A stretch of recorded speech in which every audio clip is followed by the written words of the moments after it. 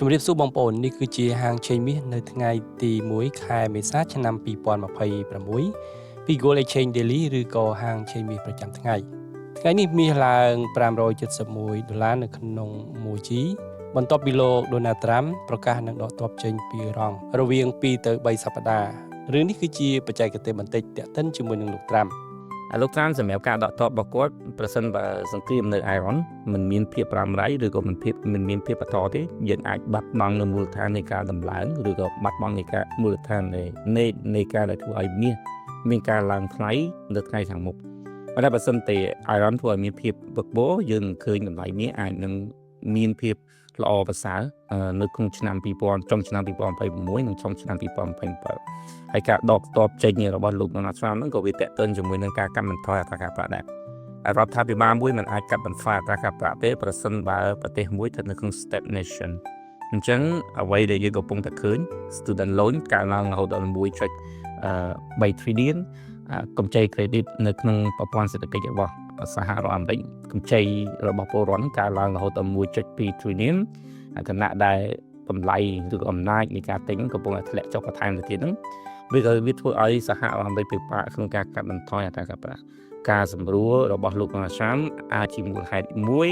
ដែលយើងអាចនឹងមើលឃើញច្បាស់ថាសហរដ្ឋអាមេរិកត្រូវការកាត់បន្ថយអត្រាការប្រាក់ខណៈដែល M2 របស់សហរដ្ឋអាមេរិកនៅតែបន្ត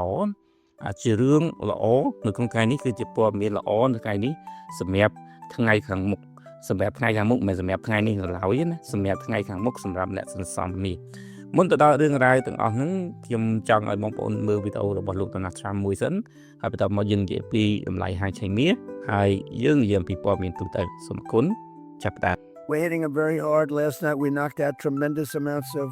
missile making facilities. As you probably read or wrote, we knocked out,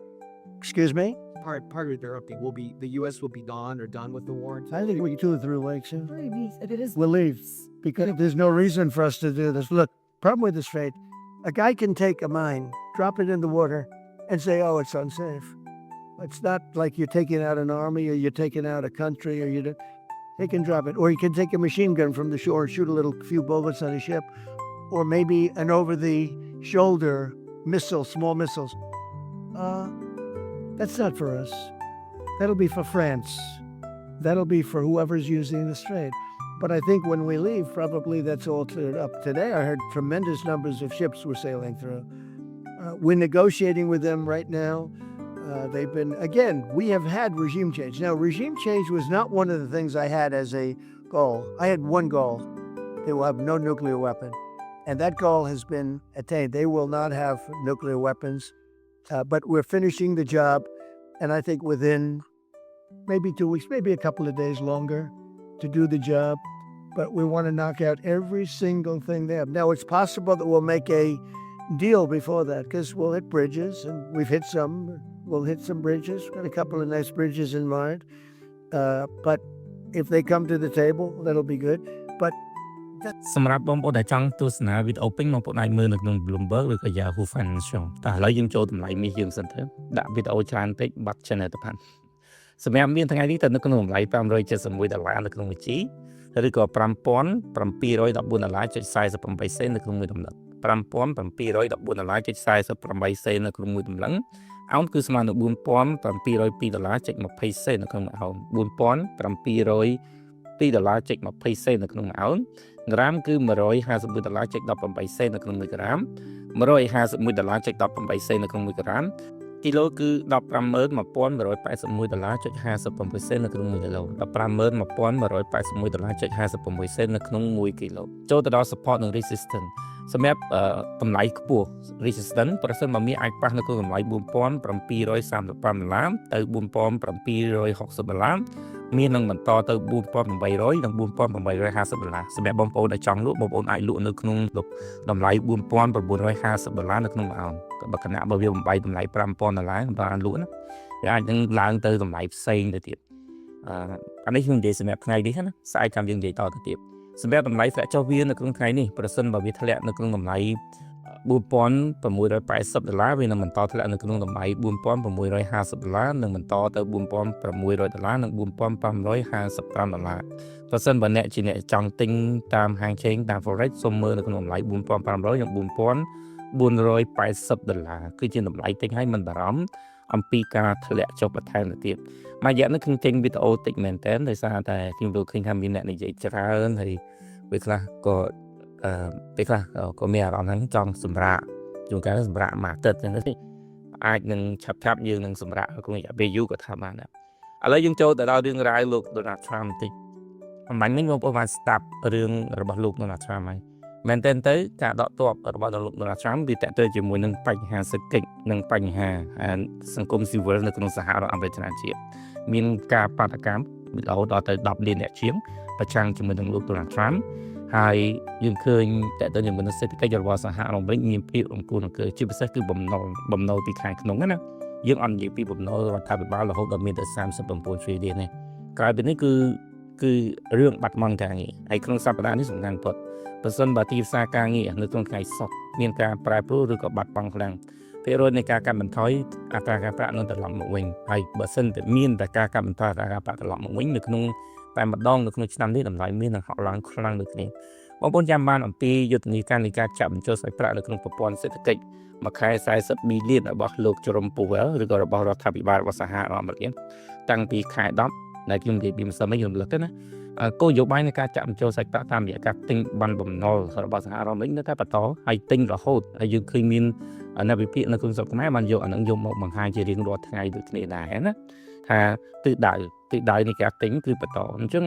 ប្រសិនបើមានការកាត់បន្ថយធៀបជាមួយនឹងការទិញចូលតំបន់បំណុលមានន័យថាសហរដ្ឋអាមេរិកកំពុងតែរៀបចំក្នុងការបោះពុម្ពលុយហើយរៀបចំក្នុងការបោះពុម្ពលុយឬក៏ចាក់បញ្ចូលសាច់ប្រាក់ទៀត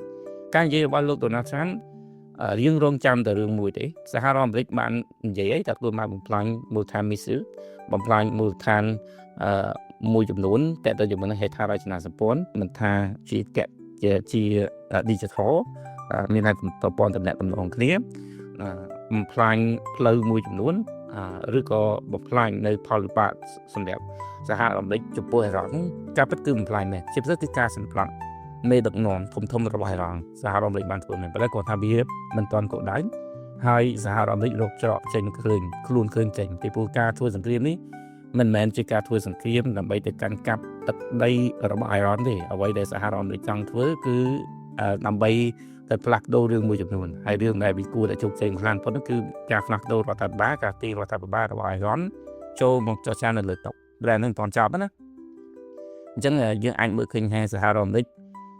បាត់បង់អំណាចមួយចំនួនឬក៏បាត់បង់នៅទិសដៅដែលខ្លួនឯងសម្រាប់មួយចំនួនតែការចាក់ចេញនេះក៏វាស្ថិតនៅក្នុងភាពល្អដែរក៏មិនកំណត់ថាសហរដ្ឋអាមេរិកចាញ់ដែរពីព្រោះចាញ់នៃសារសន្តិភាពផ្ទៃក្នុងដូចគ្រឿងវៀតណាមដូចគ្នាដែរទេតែបើយើងនិយាយពីការសម្លាប់ការកំទេចឯហ្នឹងគឺវាដូចគ្នាប៉ុន្តែបើសិនសួរថាអ៊ីរ៉ង់ឈ្នះអត់អ៊ីរ៉ង់មាន high power ច្រើនក្នុងការបង្កើតសង្គ្រាមនៅក្នុងរយៈពេលវែងមាន drone មាន missile មាន proxy war មានក្រុមហូទីយើងបងប្អូនមើលនៅរូបភាពនេះមួយជាមួយខ្ញុំចូលចិត្តឲ្យបងប្អូនមើលរូបភាពពីព្រោះការមើលរូបភាពវាឲ្យបងប្អូនច្បាស់បន្តិចណាយើងឥឡូវយើងស្ថិតនៅក្នុងសង្គមរូបភាពពីដើមយើងស្ថិតនៅក្នុងសង្គមអក្សរសិល្ប៍សរសេរអីតើមានភាពណែនាំបង្កើតជារូបភាពនៅក្នុងប្រព័ន្ធការគិតរបស់យើងដូចយុគបរកម្មធម៌អញ្ចឹងតែពេលឥឡូវមនុស្សមើលនៅក្នុងរូបភាពបងប្អូនគេអាចចំណុចក្រហមពីរអាចចំណុចក្រហមខាងលើនោះគឺច្រកអូម៉ង់ហើយចំណុចខាងក្រោមនោះគឺច្រកសមុទ្រក្រហមដែលដឹកប្រេងអូម៉ង់នោះគឺវាគ្រប់គ្រងដោយអ៊ីរ៉ង់ឬក៏ Hormuz នៅក្នុងពេលបច្ចុប្បន្នតែទៅមានការវាយប្រហារឌីវីហើយខាងក្រោមនោះគឺអ៊ីរ៉ង់ជាពួកហូទីទៅអង្គុយចាំស្ទាក់បាញ់កំទេចនាវាប្រេងផ្សេងដែលដឹកចេញយកមកផ្គត់ផ្គង់លើពិភពលោកអានោះគឺជាសមត្ថភាពរបស់អ៊ីរ៉ង់បង្កើតភាពវឹកវរទៅលើប្រព័ន្ធសេដ្ឋកិច្ចរបស់ពិភពលោកទាំងមូលអ៊ីរ៉ង់ខុសពីប្រទេសដទៃពេលមានបញ្ហាសង្គ្រាមហៅអ្នកដទៃជួយអាការនៅប៉ាឡេស្ទីនប៉ុន្តែអ៊ីរ៉ង់មិនបានហៅអ្នកដទៃជួយខ្លួនឯងបានដូចគ្នាដែរតែអ្វីអ៊ីរ៉ង់នៅធ្វើបានគឺធ្វើឲ្យរឿងរបស់ខ្លួនឯងខ្លាយទៅជារឿងរបស់ពិភពលោកធ្វើឲ្យញ៉ៃ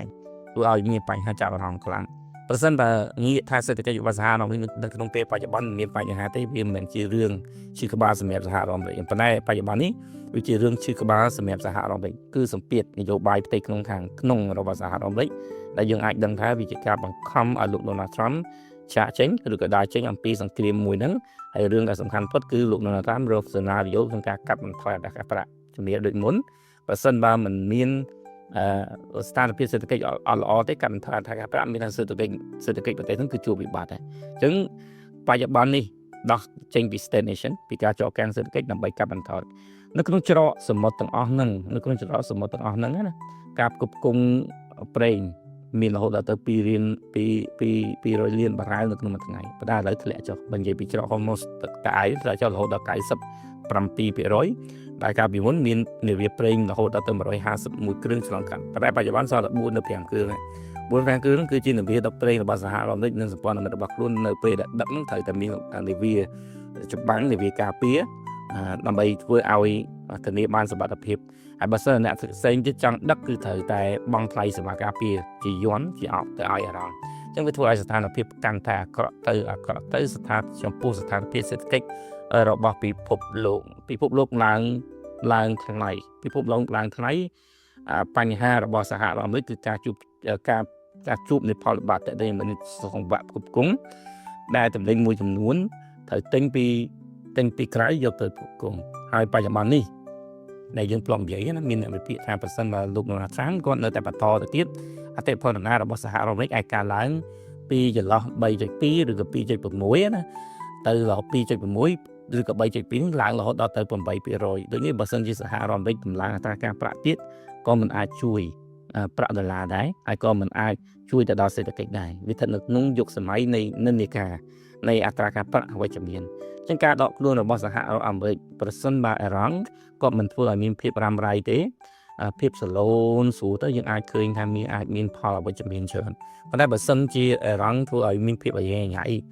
ច្រើនធ្វើឲ្យអតិផរណារបស់សហរដ្ឋអាមេរិកឬក៏ធ្វើឲ្យអតិផរណារបស់លោកមានការកើនឡើងឬក៏បន្តនៅភាពរ៉ាំរ៉ៃយើងនឹងអាចឃើញតម្លៃមាសបើទោះបីជាមានការចរចាឬក៏មានការដកខ្លួនពីសហរដ្ឋអាមេរិកតម្លៃមាសនៅតែបន្តកើនឡើងនៅក្នុងរូបភាពមួយរបស់វាគឺរូបភាពដែលពិភពលោកស្ថិតនៅក្នុងភាពមិនច្បាស់លាស់ឥឡូវយើងចូលទៅដល់រូបភាពមួយទៀតរូបភាពនេះគឺតកតឹងជាមួយនឹង M2 របស់សហរដ្ឋអាមេរិកតកតឹងជាមួយនឹងការបោះពុម្ពលុយយើងមើលនៅក្នុងឆ្នាំ2008នៅក្នុងឆ្នាំ2008ដល់ឆ្នាំ2010យើងឃើញការបោះពុម្ពលុយហ្នឹងគឺមានការកើនឡើងខ្លាំងហើយ